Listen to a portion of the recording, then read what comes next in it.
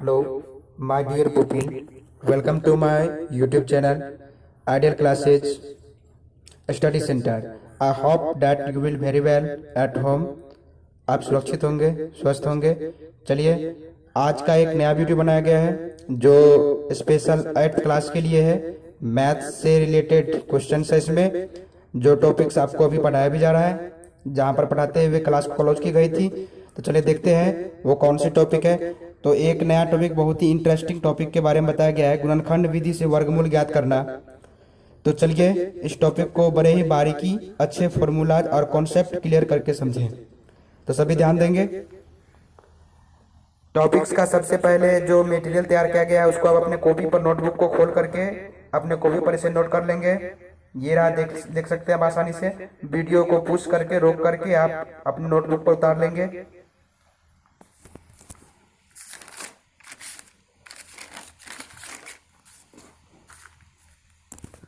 ये दूसरी तरफ का भी उतार लेंगे। ये एक न्यूमेरिकल बताया गया है, इसे भी आप नोट कर लें। चलिए अब मैं आपको ये थ्योरी और न्यूमेरिकल दोनों समझा रहा हूं, ध्यान समझेंगे।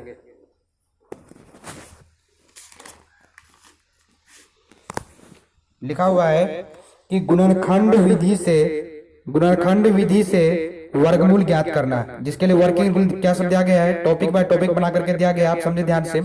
एक में जो प्रश्न दिया रहेगा, दी हुई संख्या का अभाज्य गुणनखंड पहले निकाल लें। नंबर 2, अभाज्य गुणनखंड में समान गुणनखंड वालों का युग्म बनाए। युग्म मतलब होता है जोड़ा। नंबर 3, प्रत्येक युग्म में से एक एक लेकर सबों को गुना करें, और जो जोड़ा होगा, जिसका जोड़ा के बदले में एक को लें। नंबर 4, प्राप्त गुणनफल ही अभिष्ट वर्गमूल होगा। और आप ये 4 पॉइंट जो लिखा हुआ है, चारों काम आप किसी भी प्रश्न में लागू करें, आपका वो प्रश्न बन जाएगा, यदि वो अभाज्य गुणनखंड पर बेस्ड हो। इसके बाद यहाँ कुछ क्वेश्चन समझाया गया है। अभाज्य गुणनखंड द्वारा वर्ग पूर्ण वर्ग संख्या का ही वर्गमूल निकाला जा सकता है। यदि अभाज्य गुणनखंडों का पूरा पूरा युग्म ना बने और कोई भी अभाज्य गुणनखंड बाकी बच जाए तो वह संख्या वर्ग संख्या नहीं होगी। अर्थात आप समझ गए होंगे, ऐसी संख्या कोई जो पूर्ण वर्ग नहीं हो, जिसका गुणनखंड करने पर सब जोड़ा नहीं लगे, वह पूर्ण वर्ग नहीं हो सकता और उसका अभाज्य गुणनखंड से पूरा पूरा वर्गमूल भी निकाला नहीं जा सकता। चलिए यहाँ पर बताया गया एक उदाहरण के बारे में, और उदाहरण देकर उदाहरण समझने के बाद आपको कॉन्सेप्ट क्लियर हो जाएगी और आप अपने किताब का, अपने सिलेबस का क्वेश्चन, इससे रिलेटेड क्वेश्चन को देख करके बना पाएंगे। आप अपने किताब को, नोटबुक किताब को खोल करके भी इस प्रकार के क्वेश्चन अगर देख रहे हैं तो उसे जरूर बनाएं। 36 का अभाज्य गुणनखंड विधि द्वारा वर्गमूल ज्ञात करना। सबसे पहले आप बगल में देख सकते हैं, और 36 को अभाज्य गुणनखंड में तोड़ा गया है। 36 में 2 से भागा लगाने पर 18, 2 से लगाने पर 9, 9 में 3 से लगाने पर 3, और 3 में 3 से लगाने पर फिर 1। इस प्रकार से यहाँ पर 36 बराबर 2 गुना 2 गुना 3 गुना 3 लिखा गया है। आपका रूल थ्योरी कह रहा था कि अभाज्य गुणनखंड करने के बाद सबका युग्म बना ले, जोड़ा कर ले। तो हमने जोड़ा बना लिया, 2 गुना 2 और गुना 3 गुना 3। तो 2 2 बार लिखा है इसलिए स्क्वायर में, 3 2 बार लिखा है इसलिए 3 भी स्क्वायर में।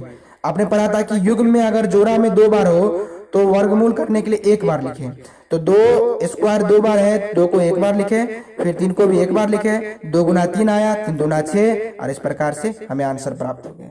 चलिए मैं आपको एक और न्यूमेरिकल बता रहा हूं जो आपके बुक से रिलेटेड है। ऐसा क्वेश्चन बहुत सारा आपके बुक में है। आप इस क्वेश्चन से रिलेटेड या इस क्वेश्चन को समझ करके अपने बुक से इससे रिलेटेड, इस पर बेस्ड सभी क्वेश्चन को सॉल्व करें। यदि दिक्कतें हो तो कमेंट के जरिए, कॉल के जरिए, मैसेज के जरिए हमसे जरूर पूछें, हम पूरी मदद करेंगे आपको। अगला क्वेश्चन है, वह छोटी संख्या ज्ञात करें जिससे 9408 को भाग देने पर वह परिपूर्ण वर्ग बन जाए। इस प्रकार प्राप्त परिपूर्ण वर्ग का वर्गमूल भी ज्ञात कीजिए।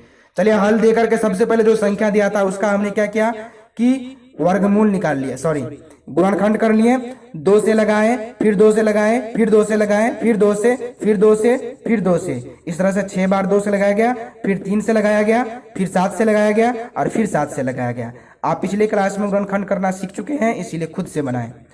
फिर 9408 का जितना गुणनखंड आया सबको वहां मल्टीपल में लिख लिया गया है, देख सकते हैं बगल में। और फिर उसे युग्म बनाएगा। युग्म मतलब जोड़ आप जानते हैं, तो 2 का युग्म बन गया, फिर 2 का युग्म बन गया। चलिए मैं आपको अच्छी से दिखा रहा हूं। हाँ तो देखिए आप ध्यान से,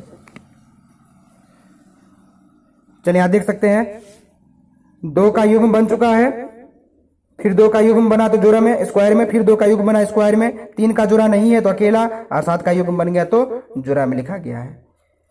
तो आपको कह रहा है कि ये प्रश्न में कि जो बढ़ोतरी संख्या या जो शेष हो, रिमाइंडर हो, उस संख्या को रिमूव करने के लिए कि कौन सी ऐसी छोटी संख्या ज्ञात करेंगे जिसका पूर्ण वर्ग हो जाएगा। तो हमने देखा है कि सबका युग्म है, केवल 3 का युग्म नहीं है। इसका मतलब अगर हम 3 से भागा दे दे तो ये 3 रिमूव हो जाएगा और हमारा डिजिट जो है वो पूर्ण वर्ग हो जाएगा। तो हम क्या करते हैं, हम देखते हैं कि इसमें भाषा लिख दिया, हम देखते हैं कि 9408 के गुणनखंड में 3 का युग्म नहीं है, अतः 9408 को पूर्ण वर्ग बनाने के लिए 3 से भाग देना होगा, और 3 से हमने भाग दिया, 3136 प्राप्त हुआ। अब हमारा प्रश्न कह रहा था अभी संख्या प्राप्त करने के बाद उसे वर्गमूल भी उसका निकालें। तो हमने 3136 का वर्गमूल निकाला, 2 गुना 2 गुना 2 गुना 2 गुना 2, इस तरह से 6 बार, 7 गुना 7। तो युग्म बना के देखें, 2 का युग्म बन रहा है, फिर 2 का युग्म बन रहा है, 2 का युग्म बन रहा है, 2 का युग्म, तो जिसका युग्म बन रहा है वो स्क्वायर में, जिसका युग्म बन रहा है स्क्वायर में, जिसका युग्म बन रहा है स्क्वायर में, और 7 का भी युग्म बन रहा है इसलिए स्क्वायर में।